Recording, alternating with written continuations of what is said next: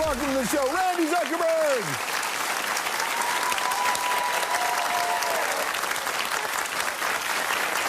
Hello, dear. Hi. Welcome. Wonderful to be here.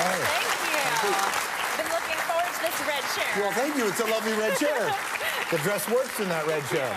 Thank you. So was the idea for you, there are so many people overwhelmed by this concept that you just had to kind of break it down? Absolutely. In fact, I feel like I have a very complicated relationship with technology, so if even I have one, I couldn't imagine how other people were feeling with the overwhelming nature of tech. How's it complicated for you?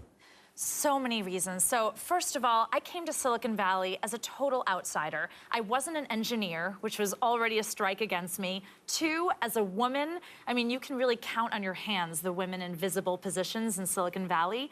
And then the last name Zuckerberg, I felt like I had this triple bullseye on my back. I led all these really high-profile projects for Facebook, but I felt like no matter what I did, people always just said, oh, that's Mark Zuckerberg's sister. The thing that I like about my favorite thing about what Facebook did is, and I don't love all the privacy stuff, but I love the fact that it's real names. Mm-hmm. And that's supposed to change how people behave. I write about that so much in my book. I'm so against anonymity online. And now, I know that anonymity has to exist in certain places where you don't have the political freedom to speak, where there's extreme circumstances, but I just think when you can hide behind a pseudonym, hide behind anonymity, people just say the most hateful, cruel things. I bet you wish you had an anonymous profile when you sent a couple of tweets out over the years, right? There have definitely been a few things that I've said that I've been like, words, go back in. But, you know, I mean, now you say things and you've released it to the peanut gallery of millions of people. I loved when you gave the bouncer grief, when you tweeted at a bouncer for giving you didn't let you in their club. That was the worst thing ever. So I went... You called him out. You thought you were in a good space, right? Yeah, well, I was like, let me use this brand new site called Twitter that everyone's talking about. It was like so new at that time. I was like, I'm just gonna tweet this thing. And then suddenly it was big news. And I was just like, oh my gosh, our voices carry weight. All of our voices carry weight. You didn't think of that before? I mean, you're Randi Zuckerberg and Facebook, and you didn't think that on Twitter that this was gonna happen? I mean, I was like a couple drinks in, let's get real. It was like Chinatown, I was with my girlfriends, I was pissed. I was like, we got rejected from a bar? We're cool, how can we get rejected? Why did you get rejected from the bar? Because we were not cool, we just thought we were. Did you see the Social Network, did you see it? I did. Can I ask you a question, and you explain this to me only because you were there. It appears that there were almost no women involved at all. Social Network cut out almost the entire female contribution to the business. Is that accurate?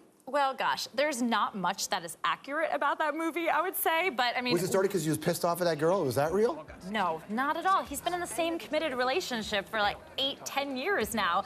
But, you know, why let the truth get in the way of a good Hollywood story? Fair enough. Yeah. So were there women, like, actually, because I was thinking about Leaning In and Sandberg, I'm thinking about all this and your role, and the more research I did on you, I'm trying to figure out why does that movie have no women in that film? Well, the founding team was a group of guys, so to that extent, it is accurate. I think as time went on, they quickly realized that it was beneficial to the company to have strong women leadership in place, too. But I think the movie really focuses on kind of those early Harvard days, which, by the way, Harvard was not as cool as that, I have to say. It was pretty cool, but like nowhere near as glamorous as they made it out to be in that movie. When you put 9 Inch Nails music behind anything, it sounds awesome. That's true, it sounds cool, you're right. It sounds absolutely cool. So there's this moment where everybody just kind of blindly accepted what they put online, and our expectation of privacy has clearly changed. Where you started to see a little bit of resistance was when people were realizing that so many organizations were actually working with the NSA and working on spying on people, and some of the spying seemed illegal, and that changed people's perspective of what they accepted. Do you think corporations have a responsibility to protect their users or play ball with the government? Gosh, that is way above my pay grade, that question. I think it's a little bit of both. There are some areas where it's really necessary to go along with the government, such as when you're going after a child predator online. I, as a mom, would want to know that these services were cooperating with the government and cooperating with law enforcement. On the other hand, I think in certain situations around the world, for example, there were a lot of situations such as an Arab Spring where a lot of countries were trying to demand data from Silicon Valley companies.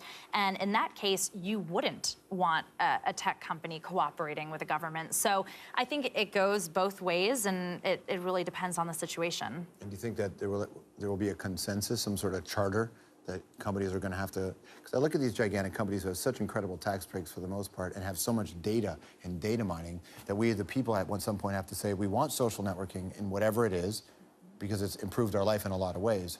But we usually just accept that people have our best interests in mind. And we're at that place now where there's a lot of distrust with who's really representing our interests. So what do we do as a consumer? I think it depends what you mean by distrust, though, because these are voluntary free services. People could leave. They could leave at any time, but you're looking at Facebook has over 1 billion people. Twitter has hundreds of millions of people. People don't seem to be leaving these sites. So people seem to at least be getting more comfortable with the idea that we're sharing more and more. A pleasure to see you. Thanks for coming in. Thank you. Thanks so much. Randi Zuckerberg. The book is called Got Complicated, Untangling Our Wired Lives. We'll be right back. Thank you so much.